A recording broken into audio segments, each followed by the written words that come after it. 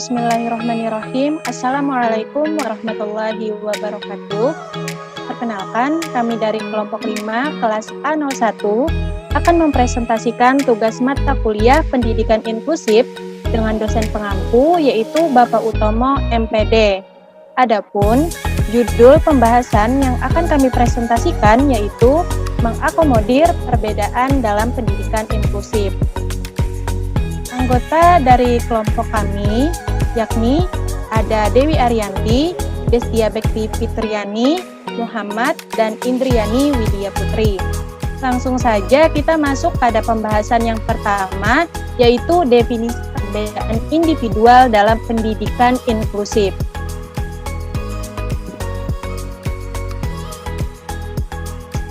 Dengan filosofi pendidikan inklusif, bahwa pada dasarnya setiap manusia yang satu dengan yang lain pasti berbeda.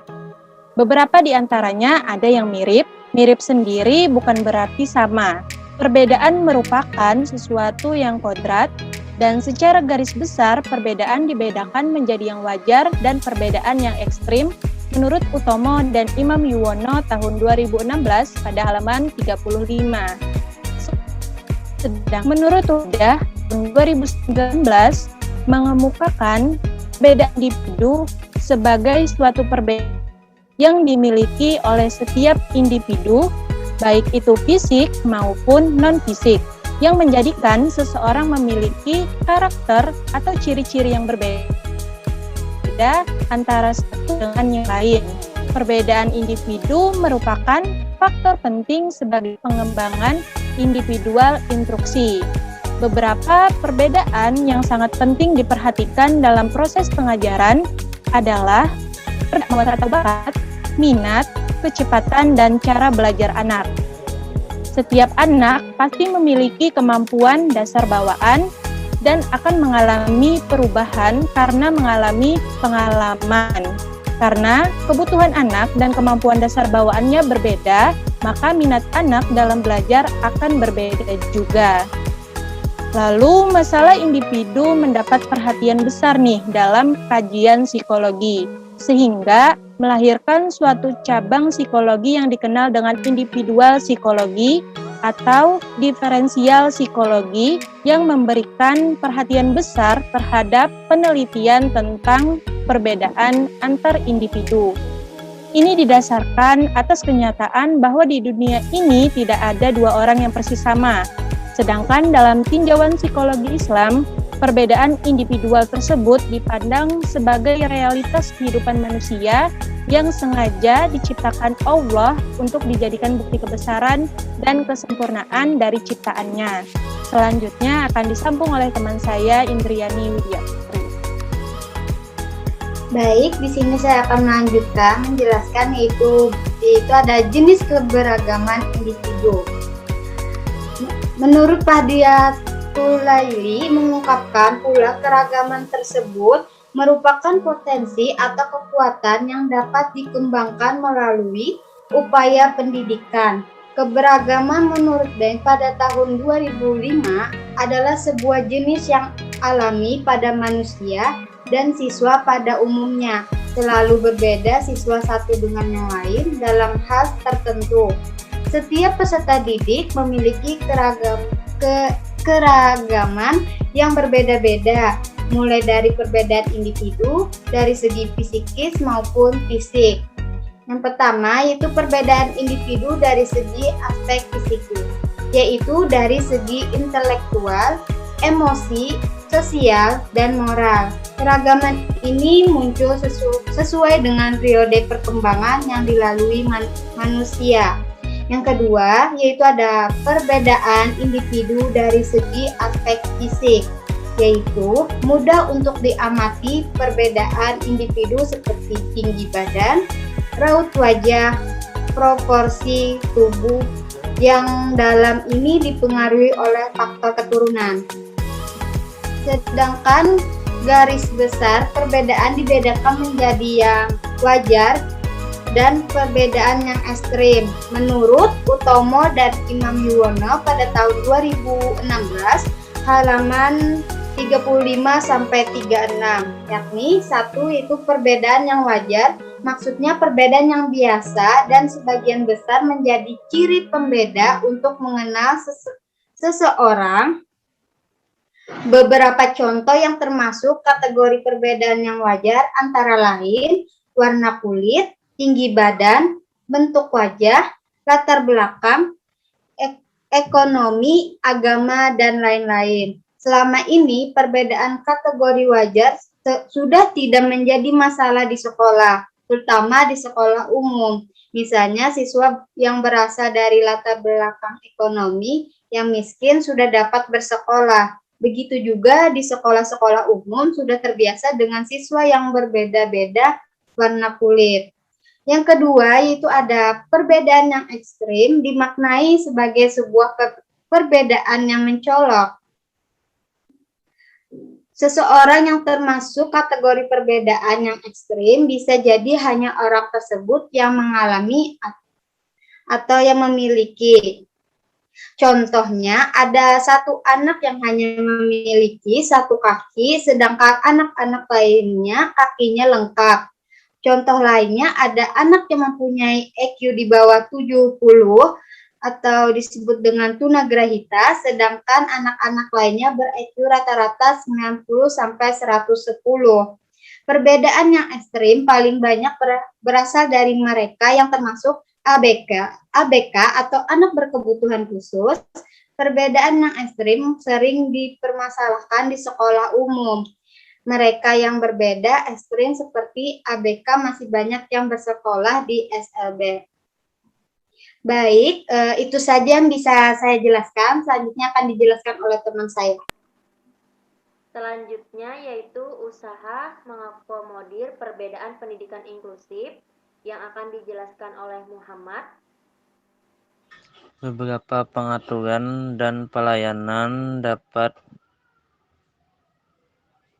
dilakukan untuk usaha pengembangan perbedaan individu seperti yang dimukakan menurut Sedik A. Kontra tahun 1978 yang dikutip dalam Suryabroto tahun 2009. Beberapa usaha yang dapat dilakukan oleh seorang guru dalam kelas adalah meliputi program perbaikan atau remedial, program pengayaan atau program percepatan atau akselerasi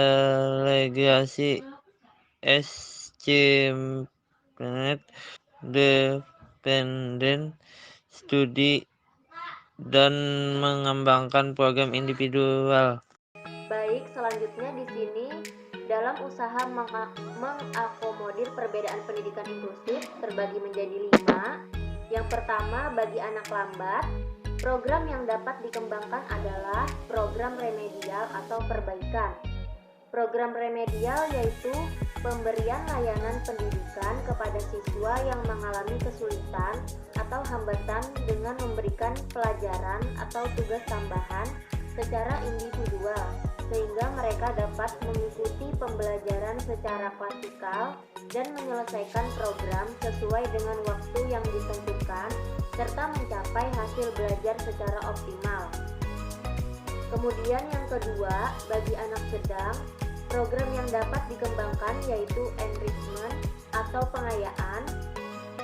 Pada pengayaan ini yaitu pemberian program tambahan bagi anak sedang untuk pendalaman, perluasan bahan yang telah dikuasai atau lebih jauh untuk pengembangan kemampuan analisis, pemecahan masalah, atau penerapan ilmu yang telah mereka kuasai.